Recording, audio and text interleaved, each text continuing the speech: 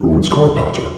Hello and welcome back. Today in the garage we are working on our lovely French Nugget here, our 205 GLD that was abandoned for about 10 years in the garage. Today I want to start the car.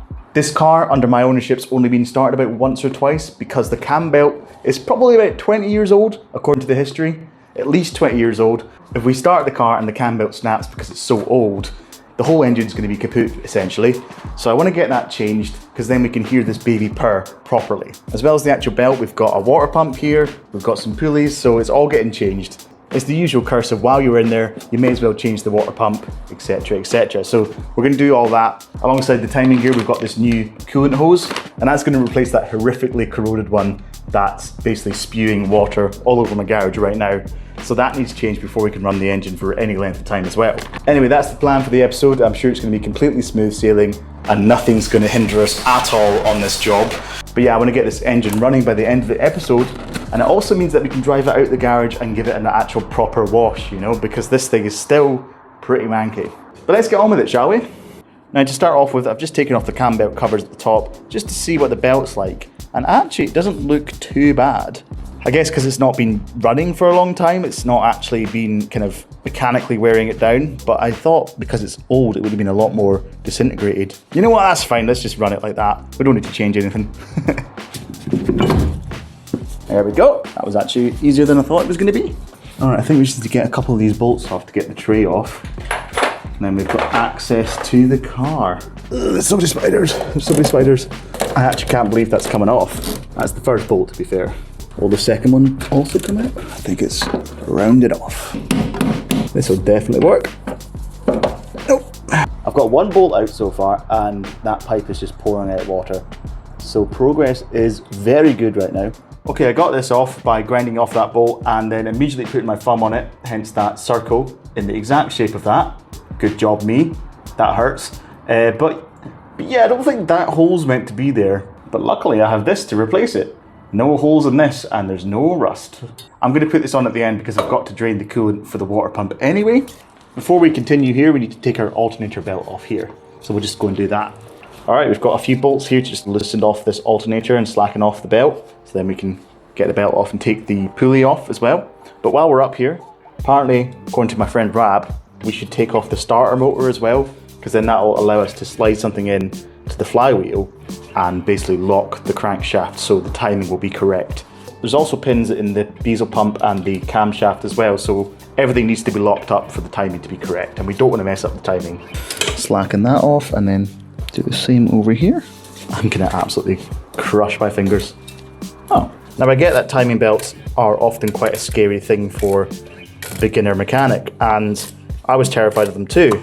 But if you break down the full task of getting the timing belt changed into smaller little tasks, it's not actually too daunting. Let's just say, jack up the car is the first step, take the plastic cover off, that's another job, loosen the alternator belt, job number 3, then so on and so forth. It's really not actually that scary. Naturally, the scary part is doing the timing itself, which I understand is quite daunting because it's quite catastrophic if you do mess it up. But if you're methodical about it and just take your time, there's no rush obviously, it's actually not that bad because I'm absolutely not a mechanic, but I think the first step is just to give it a go, you know? I didn't need to loosen these are just the brackets it turns out. So there's a big bolt at the bottom of the alternator that's used to pivot, and then you've just got to loosen off these two here. Sometimes they can be a bit seized up, which is no fun. But hopefully now we can get the belt off with a bit of fandangling. Okay, this is looking pretty... This is what I thought the timing belt was going to look like. It's firstly moldy, which is nice. It's also completely frayed here. And yeah, I mean, the whole thing's falling apart. But that's the belt number there. I'm going to order that. That's the alternator done. So next stop is the starter motor. I'm going to take off the electrical connections. I'm just going to get rid of this for some access. Go. That out the way. Get the electrical connection off. That's the wiring out the way. I think we need some Allen bits. Who's Allen? This is not ideal. I've only got a Torx bit, but I'm going to try use that to take these bolts off, and then hopefully that means the starter will come out. I'm probably going to use a lot of this on this car, I reckon. Is it going to round off because it's a Torx bit and not an Allen? Place your bets.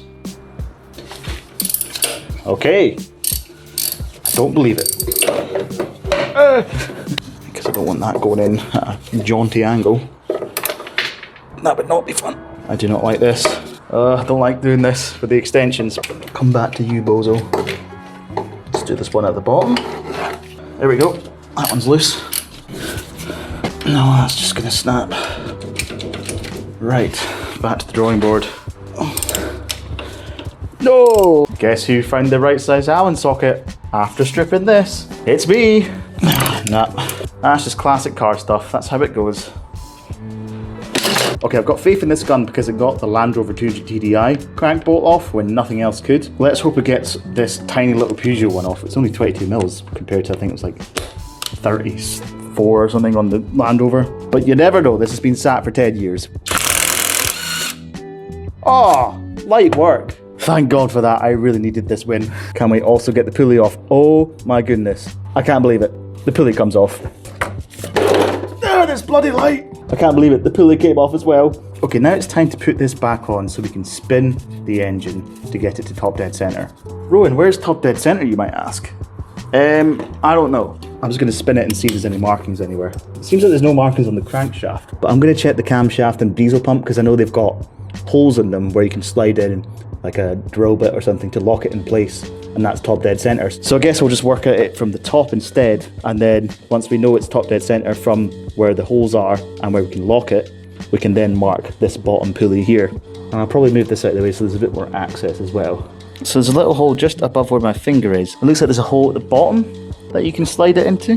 Right, I'm gonna get a couple of Allen keys and see if that fits. It's also worth noting that I'll probably take this mount off so I can actually get a bit more access to the engine. Okay, it's not been a super productive day. I'm gonna have to leave it there for now because I need to do some research on how we actually lock these two gears.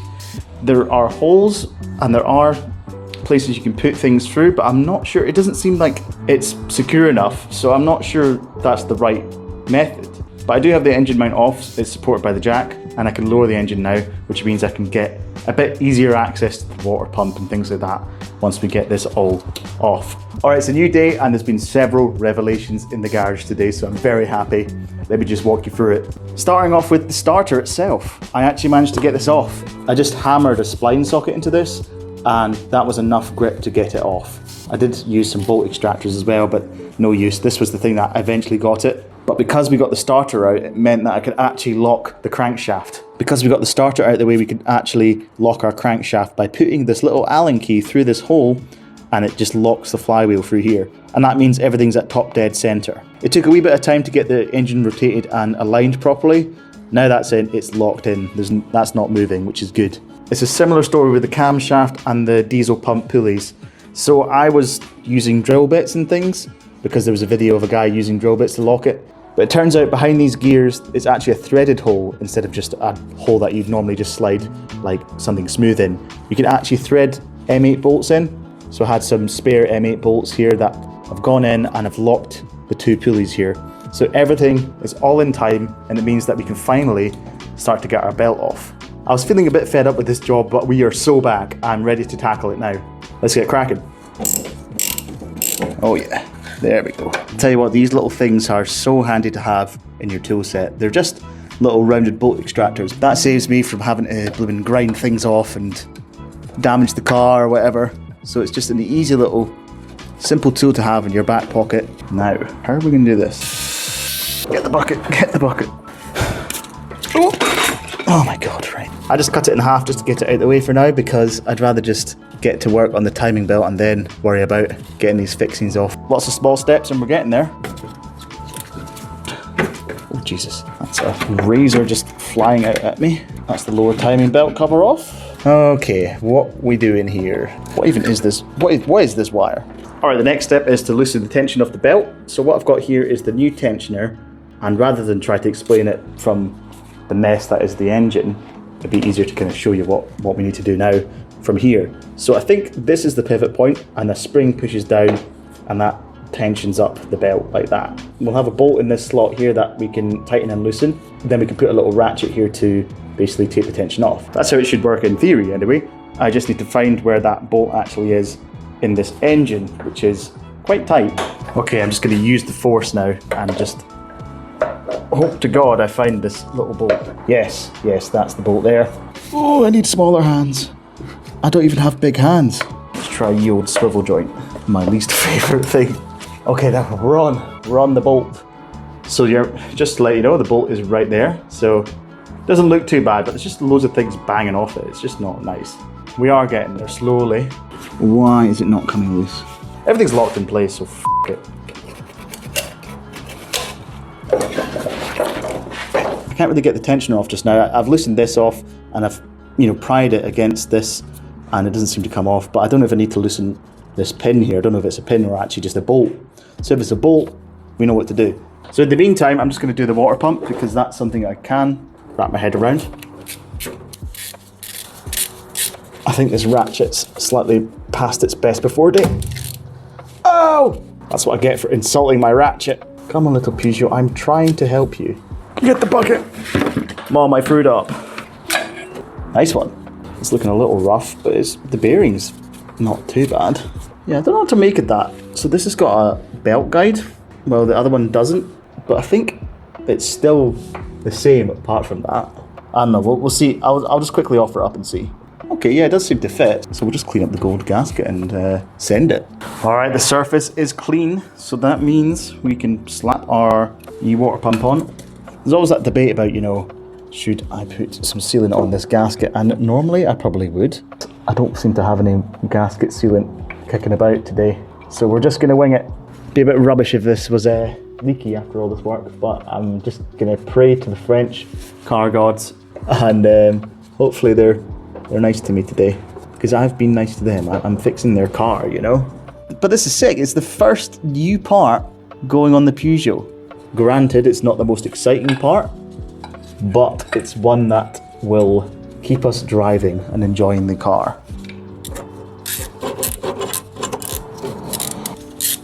You don't have to go crazy with those bolts because the last thing you want is to snap one of these into the engine block. That is not a fun time. Ask me how I know. To be honest, these pulleys are absolutely fine. And I've just seen on the tensioner here, we have to loosen this bolt. God, we're making progress now. This is testament to actually looking up what you're doing before you just start pulling an engine apart.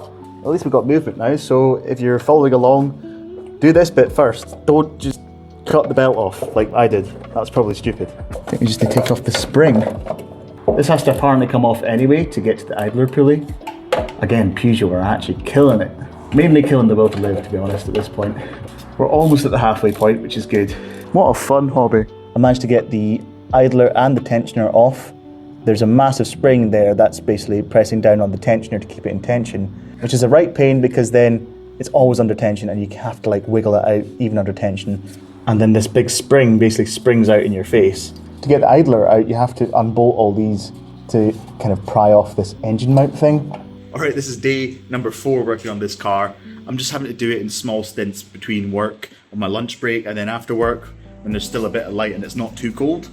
But yeah, we're getting there. We just need to do the idler and tensioner pulley and then put the belt back on and then just put it all back together. So we're pretty close now. I think the worst of it's behind us. Famous last words. I think today we're going to be able to finish this off and get it running and driving. Now, you know what? I'm just going to have to leave it. All right, it's not even the same idler. It's not even the same part. So I did all that for nothing. Well, I guess I'm not changing the idler. Out with the old and in with the old. At least this pulley is actually all right. It's not noisy, it's pretty smooth still. Last bolt for that little engine mount thing. A lot of people, I think, don't really get this kind of hobby. But for me, coming from the world of creative arts, where I was a drummer and a musician, nothing was really right or wrong. You know what I mean? Everything was very subjective. Everything could have a reason. You could justify any sort of choice you make. Whereas this is the complete opposite. There's a specific way of doing something, and when you do it, you have to do it right. And when you do it right, you can just tick that off the box. And that's quite satisfying. It's objectively finishing a job, Whereas if you're writing a song, you can continue to do that for as long as you want. So it's quite nice to come into something like this where you take off the old part, put the new part on, and that is the job, Oh, there we go. Good. I thought that was going to be worse than it was, actually. I'll keep that little pivot loose so we can still move the tensioner and lock it in place so it's out of the way while we get the timing belt on.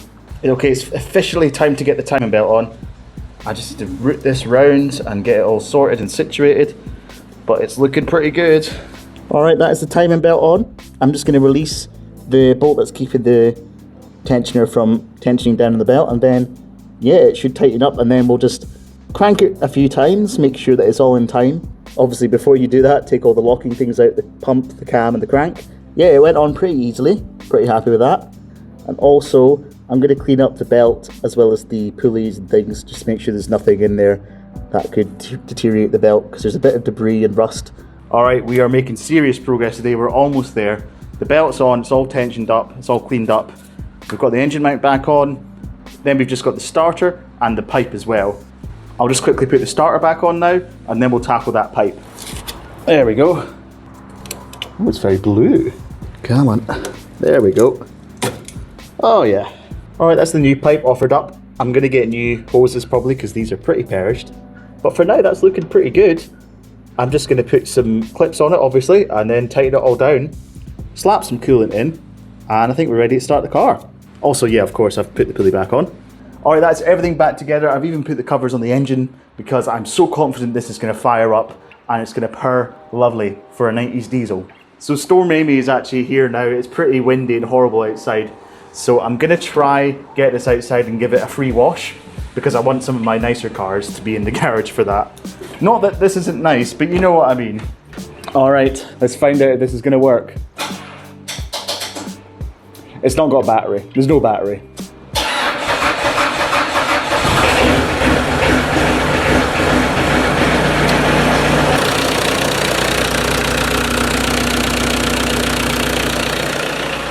Sounding pretty smooth.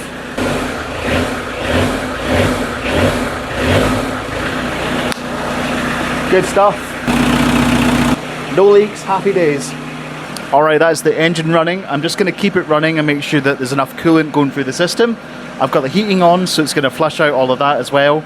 But yeah, I'm pretty happy with that. It took a bit longer than I thought it was going to take, but I'm so happy we're able to run this engine now and not have to worry about the belt snapping or anything like that. New water pump, new tensioner. I'm a bit annoyed we couldn't get an idle pulley working, but you know, it's not the end of the world. Anyway, I hope you enjoyed the video. Not the most exciting job to watch, but it's done now and the engine's running, so that's a big win. The next job will be to do the front brakes, so I'll see you in the next video for that. Cheers.